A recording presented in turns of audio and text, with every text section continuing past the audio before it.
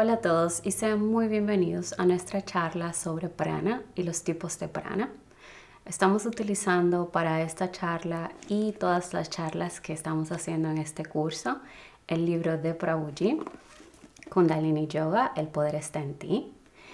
Y me gustaría iniciando hablando brevemente de cómo vamos a entrar a este tema. Recuerdan que en nuestra clase anterior nosotros hablamos sobre lo que son las koshas, las 5 envolturas o pancha koshas.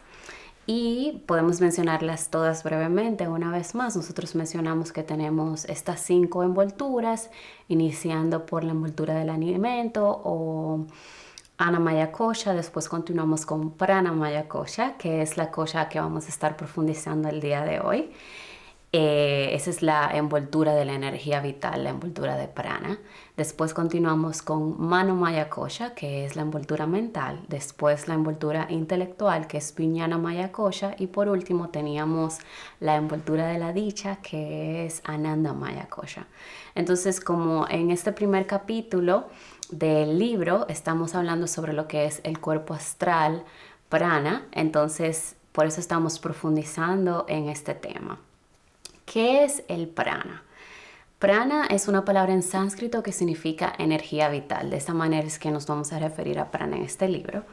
Hay otras definiciones para este término. Si vamos de manera etimológica, también otra manera de definirlo es utilizando su raíz, que es an, que significa moverse, y pra significa constante. Entonces también se le puede definir como un movimiento constante. Y este movimiento constante inicia desde que nosotros estamos en el proceso de gestación en el útero de nuestra madre. Pero eso es refiriéndonos a nosotros como seres humanos. Pero vamos a ver que esta teoría sobre el prana, el concepto sobre prana, es una sabiduría que forma parte integral de los Vedas. Recuerdan que en nuestra clase anterior también mencioné lo que son los Vedas, como estas son escrituras fundamentales en la religión del Sanatana Dharma. Lo vamos a encontrar en muchísimos Upanishads, como en el Katha Upanishad, en el Chandogya Upanishad, en el Brihadaranyaka Upanishad, en el Taittiriya Upanishad, que también ya lo mencionamos, en el Katha Upanishad también. Entonces vemos cómo es una parte integral de esta sabiduría. ¿Y por qué? Porque decimos que todo surge a través de prana. Prana sería como la energía más sutil, la unidad básica de energía, y a partir de ella es entonces que el cosmos se manifiesta. Todo viene a través de prana. Si nosotros queremos referirnos a prana y vemos que esta es la que soporta todo, sustenta todo a nivel macrocósmico, el movimiento de los planetas, todo lo que sucede en el universo es a partir de esta energía de prana. Entonces esto mismo sucede a nivel microcósmico cuando nosotros nos referimos a las diferentes funciones que tenemos a nivel físico, a nivel mental, a nivel emocional. Todo esto es sustentado por este prana. Sin prana, la vida no existiría, el universo no existiría, no habría este sustento. Las actividades involuntarias que nosotros tenemos, como las que hace el sistema circulatorio, el metabolismo, todo esto sucede a partir del poder de prana. Me gusta mucho una definición que nos da su santidad Swami Shivananda. Él nos dice en uno de sus libros: prana es el principio universal de la energía o fuerza, es omnipenetrante y puede ser estático o dinámico. Se encuentra en todas las formas, desde la más elevada a la más inferior, en la hormiga y en el elefante, en la ameba unicelular y en el hombre, desde la más elemental forma de vida vegetal hasta la más desarrollada forma de vida animal. Y esta es como una de las que más me gusta, porque él nos dice que es prana el que brilla en nuestros ojos. Es mediante el poder de prana que los oídos oyen, los ojos ven, la piel siente, la lengua gusta, la nariz huele y el intelecto y el cerebro cumplen sus funciones. Entonces ahí, con esa definición, vemos como desde lo más pequeña, como él se refería, una ameba, una hormiga, un elefante, nosotros como seres humanos también estamos sustentados y funcionamos por esta energía vital. Su nombre lo dice, energía vital. Sin ella nosotros no podemos funcionar. Este va a ser como un puente entre lo que es el cuerpo físico, hablamos de Ana Maya Kosha, y la mente, que sería Mano Maya Kosha. Entonces tenemos en el medio de estas dos koshas, de estas dos envolturas, tenemos Prana Maya Kosha. Entonces prana va a ser el puente entre estas dos envolturas, va a ser lo que lo va a unir. Y decimos que el cuerpo físico, el cuerpo astral está unido por un pequeño hilo que cuando ya nosotros morimos, este hilo desaparece y lo que se va de nuestro cuerpo, lo que desprendemos de nuestro cuerpo va a ser este prana, que es lo que nos estaba sustentando y lo que nos daba vida. A menudo hay muchas personas que se van a referir al prana como la respiración, porque es como la expresión más cercana a nivel físico que nosotros tenemos. Si alguna de ustedes ha estado en diferentes clases, muchas veces yo he tenido la experiencia de escuchar a diferentes instructores referirse a la respiración como prana. Nos van a decir, inhala prana, exhala prana, llena tu cuerpo de esta energía vital a través de la respiración. Entonces creo que es un buen momento para mencionar que la respiración en sí no es prana, sino que es un vehículo de prana. Nosotros tenemos los alimentos, la luz del sol, los rayos solares y, como acabo de mencionar, la respiración. Son diferentes vehículos de prana. Nosotros obtenemos pranas a través de ellos, pero ellos son solamente vehículos, porque recuerdo también que cuando mencionábamos sobre el Anamaya Kosha, hablábamos de que lo que nos sostiene es el alimento y eso es lo que nos permite vivir y mantenernos vivos, pero lo que realmente nos da esta vitalidad es el prana contenido en estos alimentos.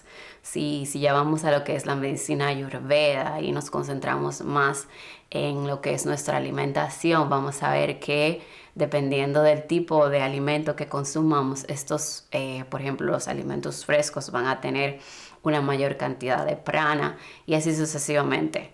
Entonces vemos cómo estos son solamente conductores, vehículos de prana y no el prana en sí.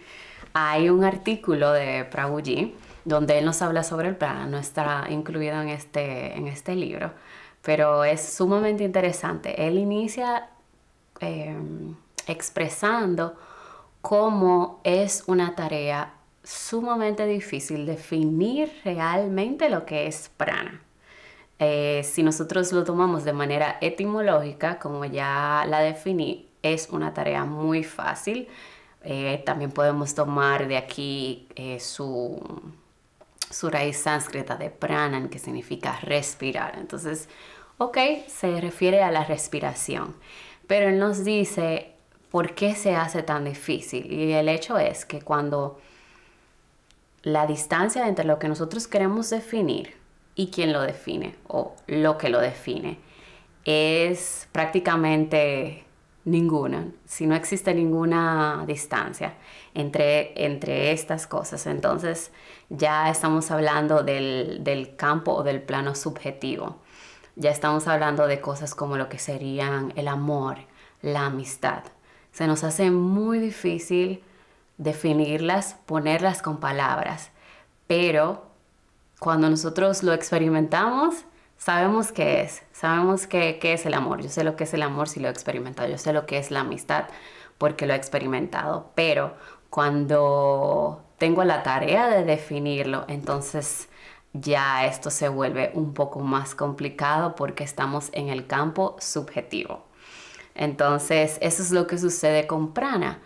No es solamente no es la respiración, como ya dije, la respiración es un vehículo, pero esta fuerza, esta energía vital, esta energía fundamental es lo que sustenta todo y por eso entonces en este artículo que acabo de mencionar, Prabhuji nos expresa esa dificultad, esta complicada tarea para definir realmente lo que es, no solamente tomando su definición etimológica, cómo se forma esta palabra.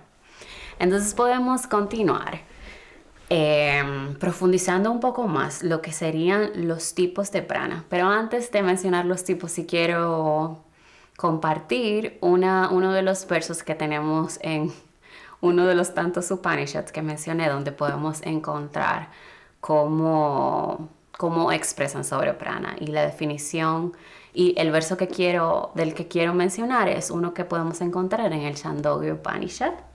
El Chandogya Upanishad se refiere a la energía vital de la siguiente manera. Sayada vocham pranan prapadya iti pranova idam sarvam bhutam yad idam kinchatam evatat prapatsi. Dije, me refugio en prana, porque todos estos seres y todo lo que existe en realidad son prana. Por lo tanto, me refugio solo en esto. Eso es del Chandogya Upanishad 3.15.4. Entonces ese verso está resumiendo todo lo que ahora acabamos de decir, que todo lo que existe, la manifestación, es todo a partir de este prana y el universo, el cosmos no existiría sin esta fuerza vital, esta energía vital del prana. Entonces ahora sí podemos continuar hablando sobre los tipos de prana. Lo que quiero mencionar antes de empezar a decirlos es el hecho de que nosotros nos vamos a familiarizar y a hablar sobre estos tipos de prana, pero teniendo en cuenta que son manifestaciones de prana, no que es algo separado al prana, sino que son diferentes manifestaciones de estas. En concreto, son diferentes áreas por donde este prana del que estamos hablando se va a concentrar en nuestro cuerpo y diferentes funciones que cada uno de estos pranas ejercen. Entonces, como ya mencioné, que tenemos lo que serían los pancha pranas. Recuerdan que pancha significa 5. Serían los panchas mayores y también los pranas mayores, y también tenemos entonces los panchapapranas, que serían los pranas menores, que también son 5. Los mayores tenemos aquí prana, apana, samana, udana y vyana. Y en los panchapapranas, los panchas menores, tenemos anaga, akurma, krikara, devadatta y dhananjaya. Entonces vamos a iniciar definiendo cuáles son estos 5 pranas mayores, los pancha pranas, iniciando por prana. Y sé que para las personas que están escuchando este término por primera vez y están familiarizando por primera vez con todo lo que estamos hablando, entonces resulta un poco confuso. Este prana va a ser una manifestación de ese prana del que estamos hablando, que es el sustentador de todo. Tiene el mismo nombre, pero es una de sus manifestaciones. Entonces, esta primera manifestación de ese prana mayor o mahaprana va a estar concentrado aquí, en la zona pectoral. Va a estar desde la laringe hasta la parte superior del diafragma. Entonces va a estar circulando, fluye en esta área del pecho. ¿Qué va a hacer? Este va a controlar las funciones del corazón, porque están los órganos que están en esta área, ¿verdad? El corazón, los pulmones y también las actividades relacionadas en esta área, como lo que es la circulación, la respiración. Este prana en específico también está relacionado con la inhalación. Entonces después tenemos apana. Apana lo consideran como un opuesto de prana y vamos a ver por su definición por qué. Apana va a ser la segunda manifestación de prana y esta se va a concentrar en la zona, en el área pélvica. Va a estar más o menos entre el ombligo y el ano. Entonces en esta zona va a controlar los órganos que están en esta zona, como es la vejiga, los riñones, los intestinos. Y entonces la función principal de este prana va a ser la eliminación. La eliminación de sustancias como serían la orina, las heces, el flujo menstrual, también el semen. Y también cuando nosotros estamos dando a luz, el nacimiento de un feto también se dice que es por la función de este prana. Entonces ahí vemos cómo, ¿verdad? Prana y apana van a ser como opuestos. Uno se va a encargar de inhalar, de recibir, y el otro va a ser encargado de exhalar, de expulsar, eliminar diferentes sustancias en nuestro cuerpo. Entonces, entre estos dos pranas tenemos la tercera manifestación, que sería samana. Samana viene de la raíz saman, que significa equilibrio, balance.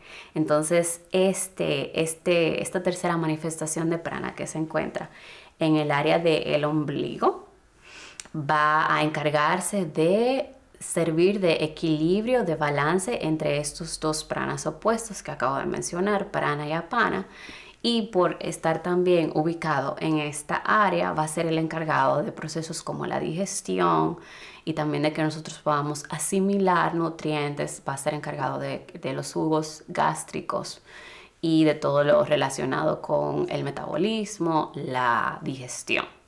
Entonces vamos a continuar con la cuarta manifestación de prana, que es Udana. Udana va a estar localizado en las extremidades, en los brazos, en los pies y también en esta área. Como iniciando, ¿verdad? Teníamos a prana, que era desde aquí hasta aquí, la zona pectoral. Entonces, iniciando desde la laringe hacia arriba, la parte de la cabeza, entonces vamos a tener a Udana. Este va a ser encargado de...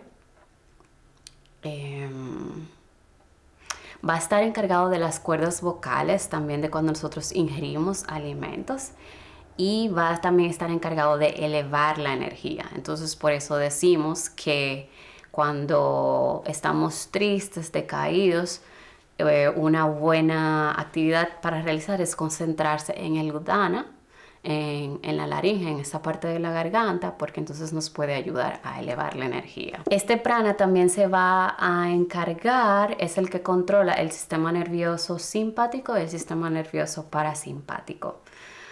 Ya la quinta manifestación de prana es Viana, y Viana va a impregnar todo el cuerpo. Entonces a menudo nos vamos a referir a este prana, a este quinto prana, como el aura. Y lo que hace es que es como una reserva de energía vital. Va a servir de soporte a esos 4 otros pranas que acabamos de mencionar.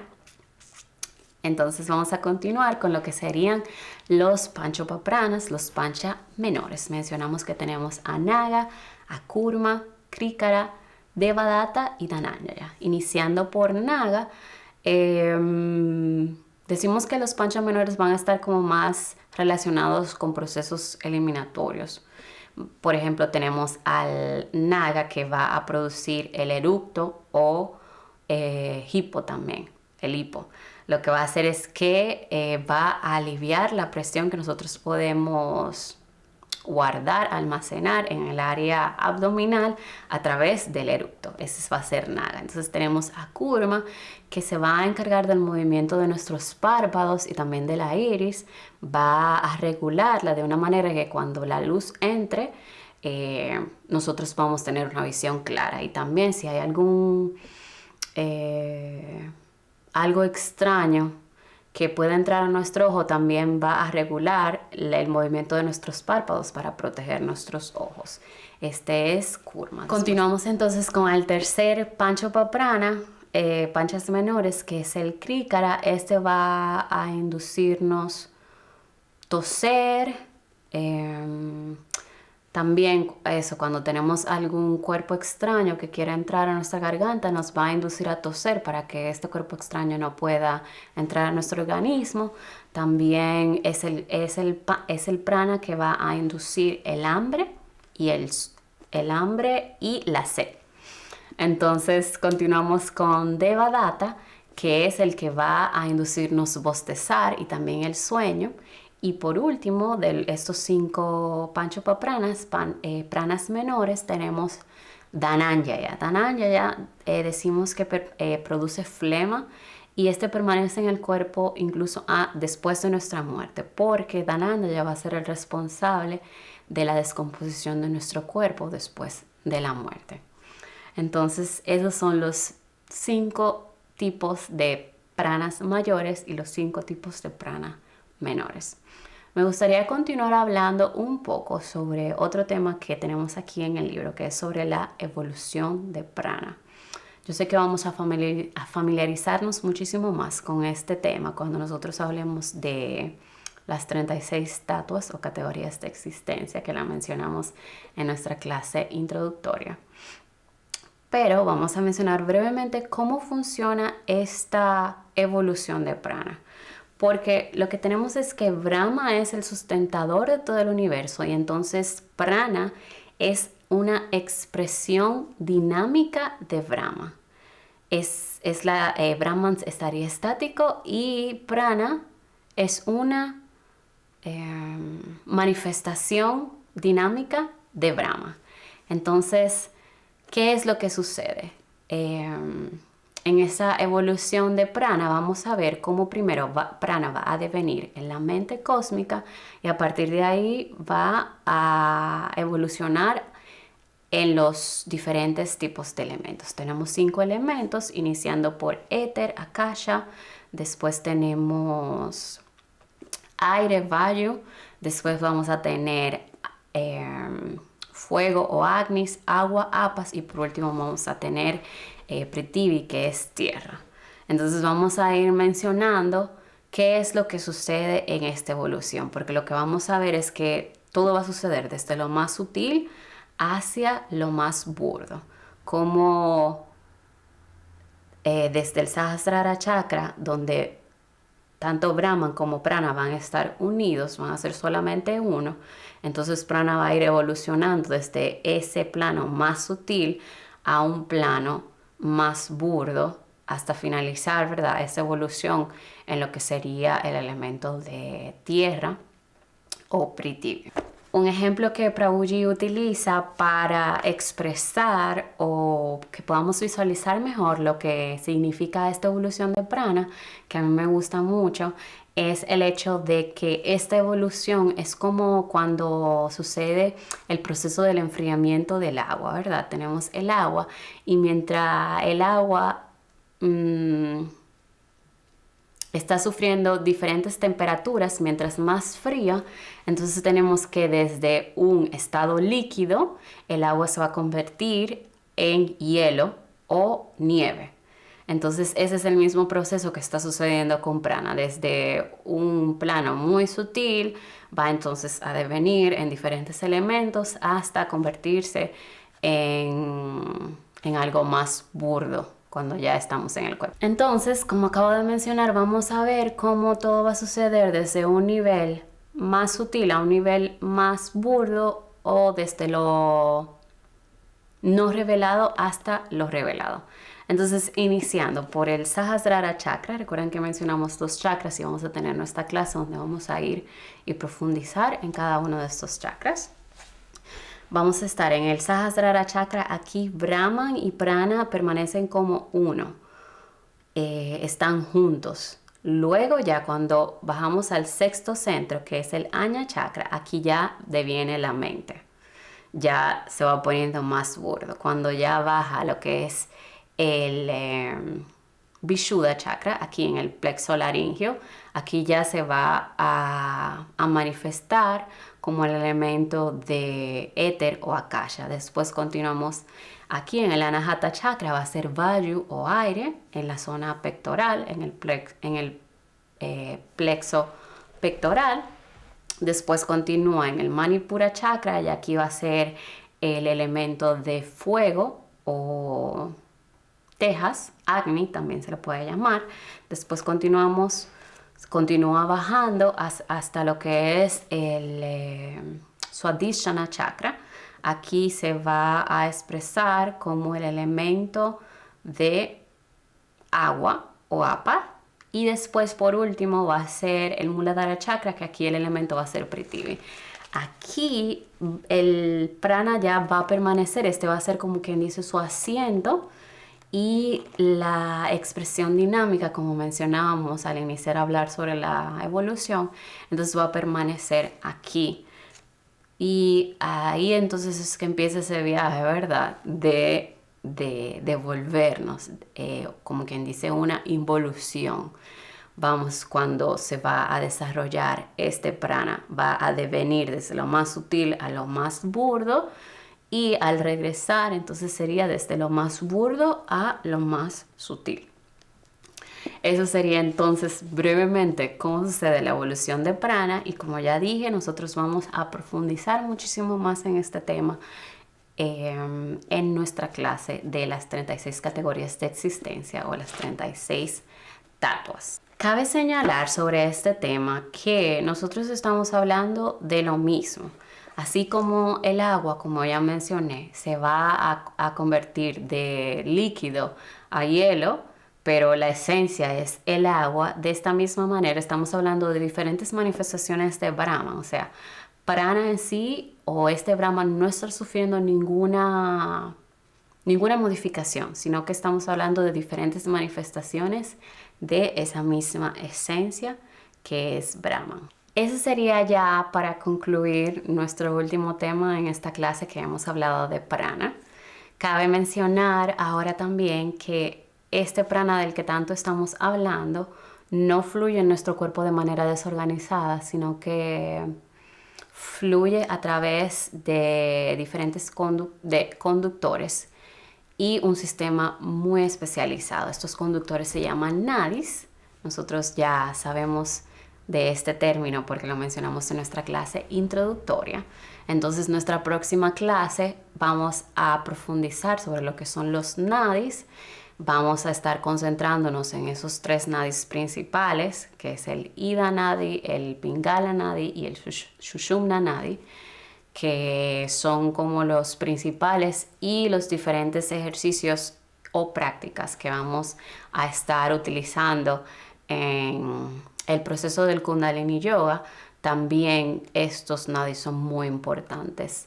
Lo último que me gustaría mencionar antes de continuar es un poco sobre pranayama, porque como ya que estamos hablando en esta clase sobre prana, sería importante hablar un poco sobre lo que es pranayama, aunque en próximas clases vamos a profundizar muchísimo más, específicamente cuando hablemos sobre la práctica del Kundalini Yoga.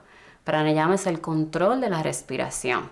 Entonces vamos a ver en muchas escrituras, en diferentes prácticas, cómo es esencial que en este proceso del Kundalini Yoga iniciemos por lo que es el control de la respiración, el control de prana. ¿Por qué? ¿Qué es lo que vamos a hacer? Como vimos en diferentes prácticas, la idea es, o el propósito es, poder almacenar este prana de una manera que después nosotros podamos dirigirlo a lo que sería el despertar de la Kundalini, el despertar de la Kundalini Shakti. Y de eso se trata este sendero del Kundalini Yoga, utilizar de manera consciente esta energía para el despertar de la Kundalini.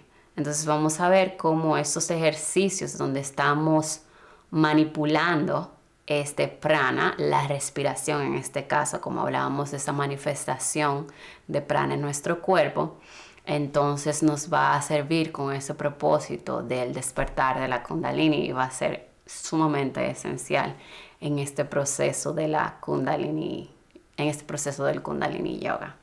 Eso ha sido todo por el día de hoy. Muchísimas gracias como siempre por el tiempo que invierten escuchando estas charlas, y para mí me causa mucha humildad poder compartir con ustedes sobre este sendero tan hermoso que Prabhuji comparte con nosotros en su libro de Kundalini Yoga.